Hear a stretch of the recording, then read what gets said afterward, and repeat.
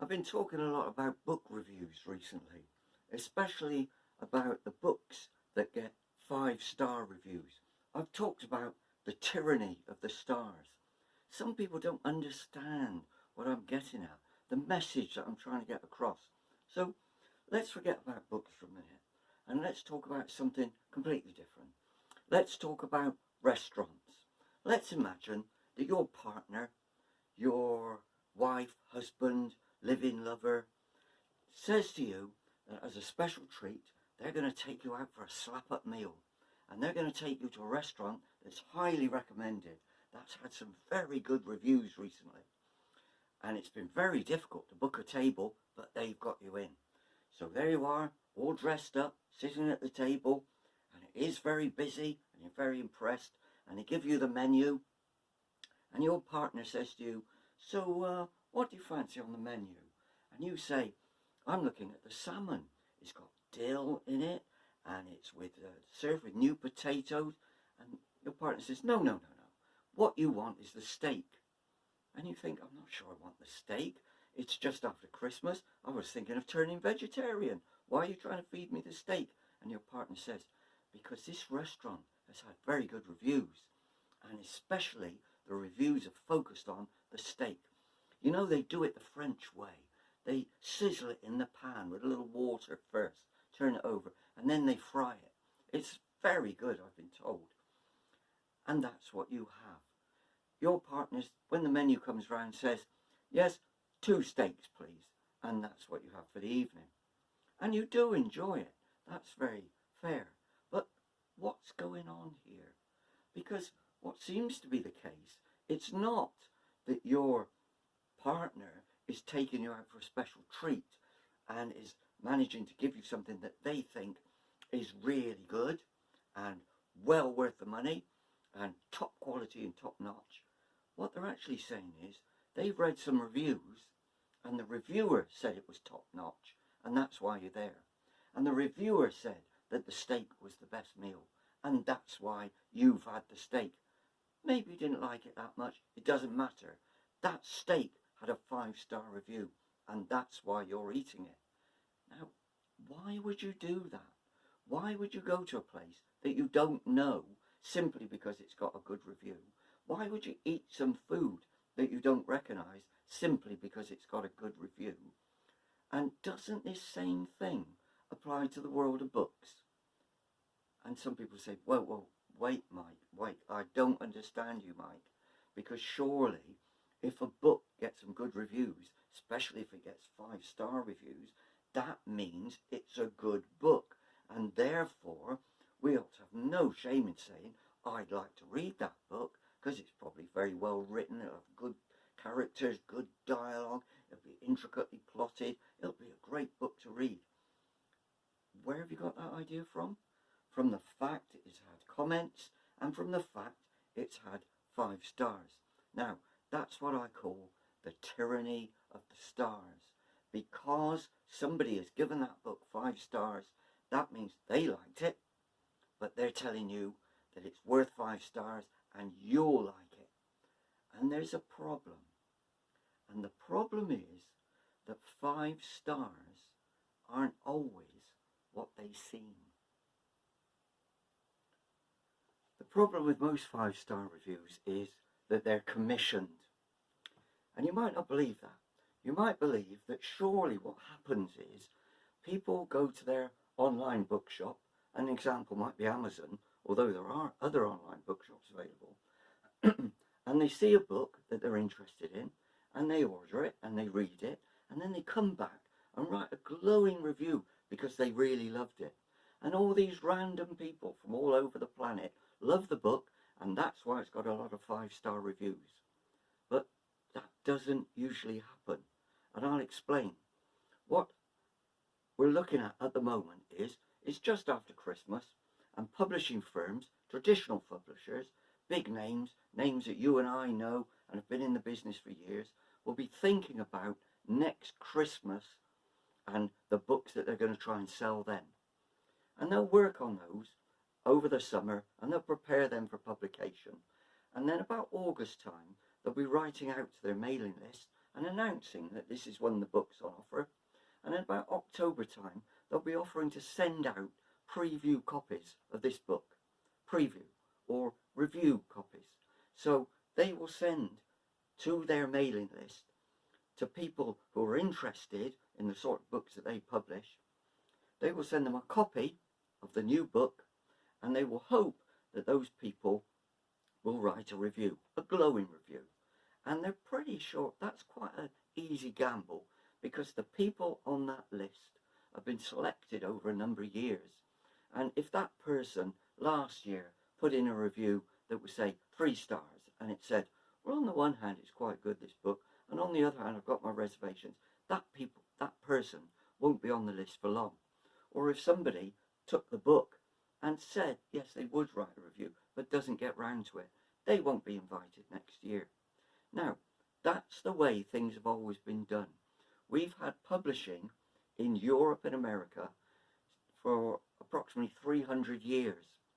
And it's always been the case that traditional big publishers have managed to get people to review their books for them, and they send copies out to newspapers and magazines and the media, and generally speaking, they get quite good results, and that helps sales, which is a very odd thing. Big traditional publishers can do that. I'm an independent publisher. I've got over 20 books on online bookstores, and yet if I gave one of those to my neighbour and I said, would you like to review this? And they read it and then they wrote a 5-star review, the likelihood is that the online bookshop, such as Amazon for instance, would then pull that review, because their robots would work out that the person who put that review in had a postcode that was similar to mine. They'd work out that that was a neighbour, and they'd say that was unfair. Or they'd work out that the person I asked had the same surname as me, so they were a family member. But as a small independent writer and publisher, if I've got an aim to get, say, 5-star reviews, what else am I going to do? I have to ask people I know, people who live in the street, people who work around the corner, people from the shops, people in my writing group. What other choice have I got?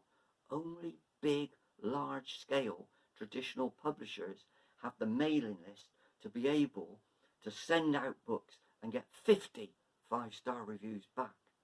And the question for you as a reader, for me as a reader, for anybody browsing online bookshops is, what is that opinion worth? Because after all, as I've said, if that reviewer doesn't deliver a glowing review, then they won't have another opportunity next year. So there's a real incentive for them to put in a 5-star review. And the other thing is, people always say, but Mike, people are entitled to their opinion, and therefore, if they've read the book and they've thought about it and they write, this is a really, really good book, then surely you ought to allow that. My advice to you is to check out the reviews. A lot of so-called favourable 5-star reviews are actually 5 words or less. It says 5 stars. This is a really great book. That's it. This is a really great... Sorry, that's 6 words. A lot of people don't actually bother to deliver a well-argued, cogent piece of writing which explains what the book's about and what their opinion is. 5-star reviews aren't always what they're cracked up to be. And I would caution readers like you and like me to not play with the numbers and say, but this book's got 20 reviews. I go to literature festivals, to crime fiction conventions, to book weekends, and I talk to people. And here's the funny thing. I say to people, if you're looking at a book online and you're thinking of buying it, and it's got 5-star reviews, would you be persuaded to buy it? And they always say, no, that's not what I do. I look at the book, and I look at what it's about, and I try and work out whether that's the sort of book I like to read. And then, yes, the reviews come into that decision, but they're not the main thing. And here's the strange thing. Back in the restaurant business, everybody knows that if a restaurant gets glowing reviews, then the number of people going into that restaurant goes up. The number of meals being ordered goes up. And I know, as a publisher who puts books online, I can check every day, if I want to, how many books I've sold. And I can see that this day I sold this many books, and that day I sold that many books. And I can notice if that day I sold a lot more books. That's strange. I can go to the data, I can look at it, I can check the date, then I can go and look at the book, and I might find that on that day what happened was 2 people gave me glowing reviews, and what happened? Sales went up. And yet people at festivals and conventions deny totally that they're influenced by 5-star reviews and that they make their buying decision simply based on 5-star reviews. But the evidence is a book that gets 5-star reviews sells copies. So who are these people? Who are the ones who make their decisions simply based on the numbers of stars and the numbers of reviews? If they're not you, and they're certainly not me, then who are they? I would urge you to take a test. It's what I call the bookshop test. Now what you need is a bricks and mortar bookshop, preferably in a big city. I happen to live quite near Manchester, which is a big city in the northwest of England. And I can go down Deansgate and I find a huge bookshop that's 3 stories tall, occupies almost the whole block. Now, if I go in the front door, I'm confronted by a table, and on that table is a label which says new releases.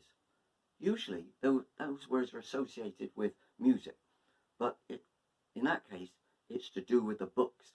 And on that table you will find stacks of books, maybe 10 or a dozen stacked up like this, so they're within easy reach, and they're all around the table, and there might be, say, 20, and then maybe they're hardbacks, or there might be some paperbacks over there, and they're all new books. And what I'd urge you to do is this. Say to yourself, I'm going to find a book that I think I might like. So we'll start at this corner and I'll work my way round. And make a promise to yourself, and that's this. Today I will only buy 1 book. Because what that means is you will have to make a choice. It's not a question of saying, well, I like that book, and I like that book, and I like that one over there. I'll buy them all. Just think to yourself, I'm going to buy 1 book.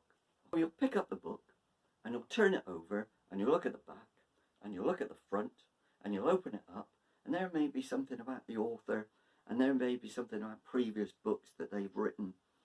And then you can look at chapter 1, line 1, read some of that, perhaps then turn towards the back, see what that's about. And I think this is what you'll find. After 10 minutes, 15 minutes, you'll suddenly find that you're over there. You've started here, and you've looked at these books, and then looked at those books, and looked at those books, and you're over there. And you'll ask yourself, why am I here? And the answer is, because it might be that you've picked up this book and decided it was quite interesting, but then not totally interesting, so you put it down and you move to the next book, and then you move to the next book.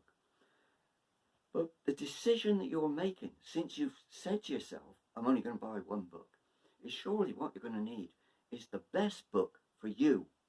And the point is that every one of those hardback books, you look on the back and they'll have 5-star reviews.